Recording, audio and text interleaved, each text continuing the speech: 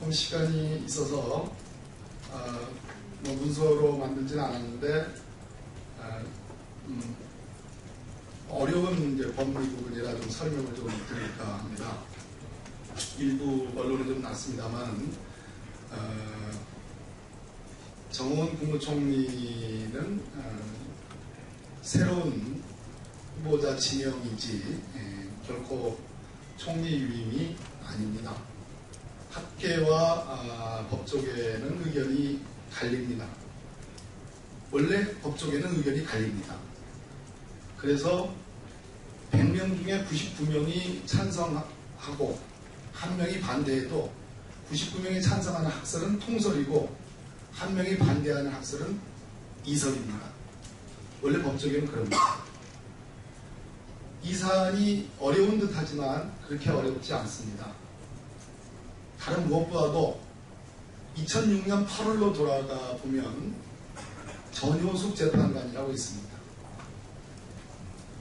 저 개인적으로 가장 존경하는 법조인 중에 한 분입니다. 아마 현직 부장판사급 법관들에게 설문을 해도 거의 다섯 손가락 안에 꼽히는 훌륭한 법관으로 이렇게 지목을 할 겁니다.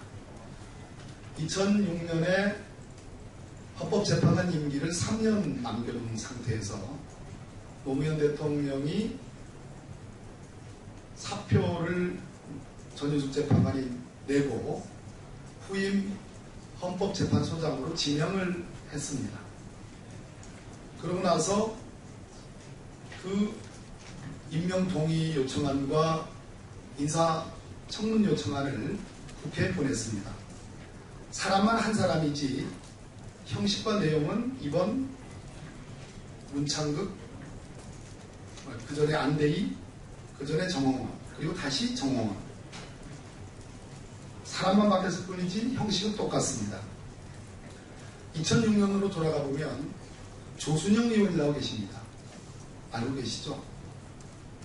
그분이 아주 법리에 굉장히 밝은 듯이 말씀을 하시죠, 항상. 그분이 그 당시에 처음으로 이것은 헌법에 재판관 중에서 헌법재판소장을 지명하도록 되어 있는 그 규정을 위반한 거다. 이렇게 얘기했습니다. 그 근거는 본인이 사의를 표명했고 임명권자인 대통령이 임명동의 요청안을 청문 요청안과 함께 국회에 보낸 이상, 후임자에 대해서 보낸 이상 그것은 사표의 수리다.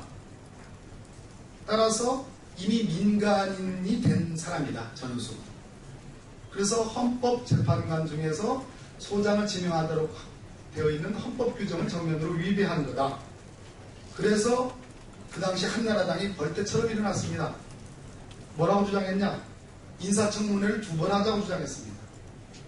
합헌이 되려면 전효숙 재판관을 헌법재판관으로 지명하는 절차, 그 인사청문회와 다시 또 헌법재판소장으로 지명하는 그 인사청문회를 2번 해야 된다고 주장했습니다. 무려 그 공방이 4개월 동안 지루하게 이루어졌습니다. 당연히 인사청문회도 열어주지 않았습니다. 동의해주지 않았습니다. 결국은 전효숙 재판관 스스로 진영 철회해달라고 해서 사태가 마무리됐습니다. 지금 정호원 총리에 대해서 유임이라고 주장합니다. 불과 몇 년 만에 손바닥 뒤집듯이 입장을 바꿨습니다.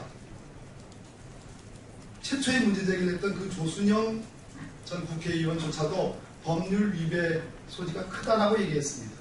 단서를 물론 달았습니다. 그 카랑카랑과 그 대쪽 같으면 또 어디 갔습니까? 연륜의 문제인가요? 새누리당이 묻지 않을 수 없습니다. 2006년도에 그 논리와 지금 이 논리는 뭐가 다르고 뭐가 같은 겁니까?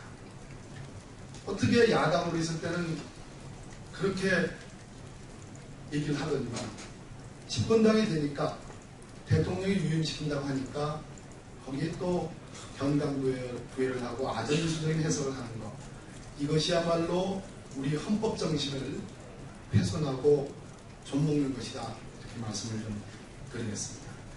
고맙습니다.